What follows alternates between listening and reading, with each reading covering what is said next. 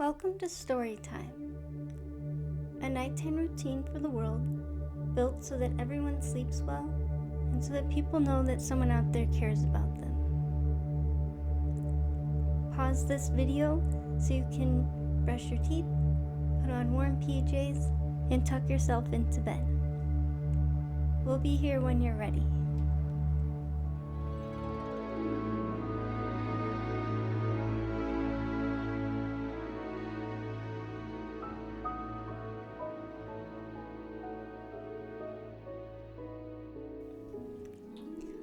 Nash, it's time for your cookie. Good job, Nash.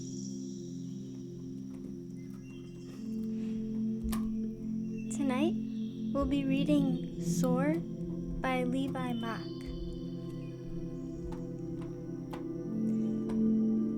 Dawn breaks, beaming fresh golden rays over the horizon.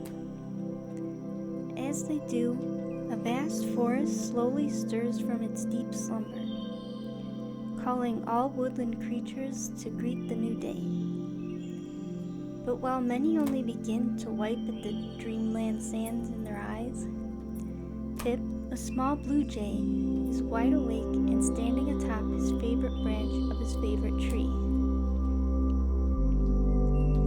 There he stands out over the forest, his eyes filled with determination, at least until they eventually find the ground. Once they do, he can't help but feel the distance of the drop beneath him, as well as a few bumps he already has on the back of his head. It's a long way down, and the longer he thinks about it, the more his hardened gaze begins to dwindle. As he stares, a brisk gust of wind hits his back, almost daring him to take the air.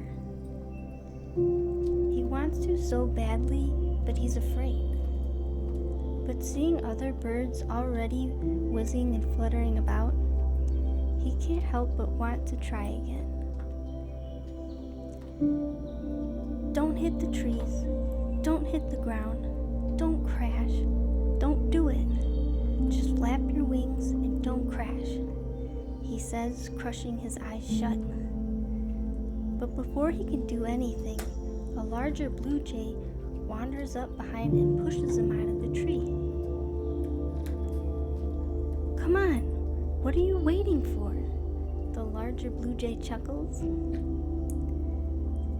Wait, Dad!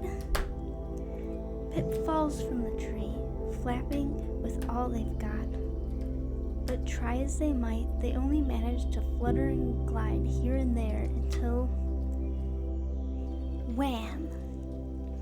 Dad looks down below at Pip, bonkled and dizzy from falling before rolling their eyes and flying down to them. Alright, could have been better, but not as bad as last time, says Dad, landing next to Pip. Geez, Dad, why do you have to go and push me again? Pip says, rubbing his head and standing up. Well, you wouldn't have gone if I had not. And it was just a little nudge to get you going. I would have jumped on my own, you know. I was still just getting ready. Son, you've been ready since you first tried. It's not about being ready, it's about being focused. I am focused. On what? The ground? Dad says with a playful laugh. I'm trying, Dad. It's just scary. I don't want to keep crashing, Pip says, tearing up. Seeing this, Dad walks over and throws a wing over Pip's shoulder.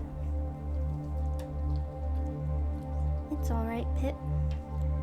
You got it all wrong. What do you mean? Don't think about not hitting the ground or not crashing. If that's all you're thinking about, then that's what you'll be focused on, and that's what you'll end up doing. Pip looked to his dad, his eyes widening with awe. Think about what you want, not about what you don't want. Think about the sky, gliding on the wind, soaring through the air. You keep your focus on there and you'll do it. Maybe not the first time, but you'll get there. Pip waits in silence, thinking over his father's wisdom, and after a moment chirps up. Can I try again? Of course, follow me, Dad says happily.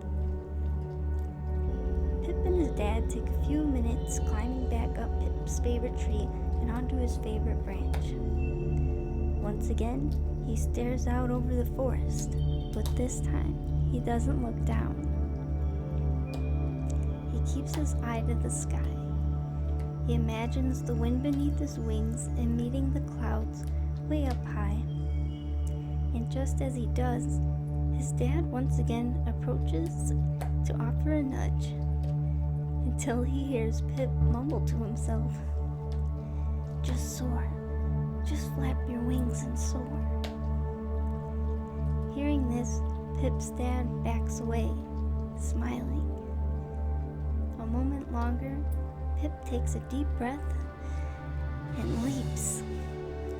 Out in the open air, Pip flaps harder than he has ever had in his life. Feeling himself fall yet again, he swells with fear, but remains determined.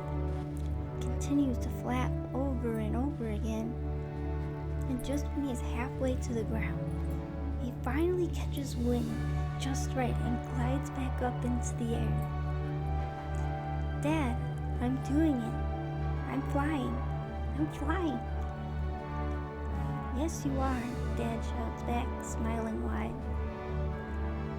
As the moment passes, Pip successfully flaps his way onto another tree across the way and clumsily lands onto a branch.